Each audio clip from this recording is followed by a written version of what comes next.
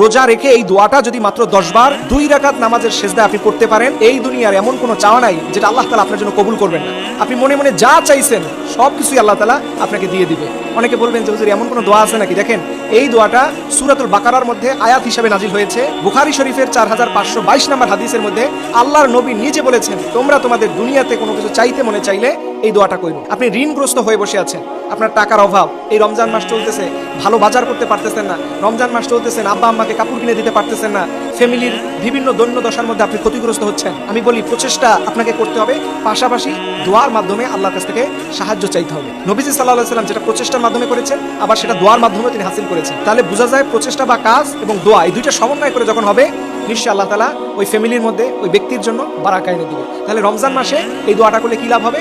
রমজানে যেহেতু দোয়া কবুল হয় এবং রমজানের 2 রাকাত নফল নামাজ অন্য মাসের ফরজ নামাজের সমান হয়ে যায়। পৃথিবীর মানুষ সারা জীবন রমজান মাস সারা নফল নামাজ পড়বে, এটার কোটি কোটি ওয়াক্ত মিলাও একটা ফরজের সমানে আনতে পারবে না। কিন্তু রমজান মাসে আল্লাহ তাআলা বেসিক্যালি ফ্রি নফল নামাজগুলোকে ফরজের মানদণ্ডে নিয়ে যায়। এই জন্য এই দোয়াটা পড়বেন। কেমন করে পড়বেন?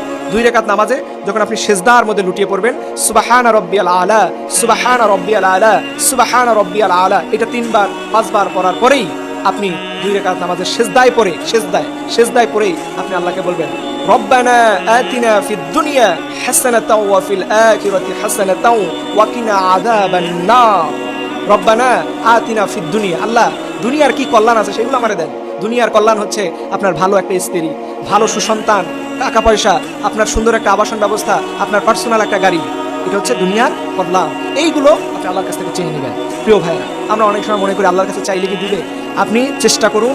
আমি তো বলি রব্বানা আতিনা ফিদ দুনিয়া হাসানা, এই যে কল্যাণ, বরকত, দুনিয়ার সুখ, সেটা হচ্ছে আখিরাতের জন্য পাথর। দেখেন, অনেকে বলবেন যে দুনিয়ায় সবকিছু পাইলে কি হবে? আপনার যখন অর্থনৈতিক সব দিক থেকে যখন আপনি পরিপূর্ণতা লাভ করবেন, তখন আল্লাহ রাব্বুল আলামিনের ইবাদত করা সহজ হবে। এই যে জাকাত আপনি দিতে পারেন না, রোজা আসছে, ইফতারি মানুষকে দান করতে পারেন, এটা কি ভালো লক্ষণ? এটা তো ভালো না। আপনি মানুষকে দান করলেই তো বেশি সওয়াব পাওয়া যায়। এর জন্য আমি আপনাদেরকে বলি, জাকাত দেয়া, কোরবানি দেয়া, রমজানে বাবা মায়ের জন্য, পরিবারের জন্য, এলাকা মানুষের জন্য কিছু ব্যয় করা, এটা বড় একটা ভাগ্যের বিষয়। আল্লাহ তাআলা আমাদের সঠিকভাবে আমল করার তৌফিক দান করুন। আমিন।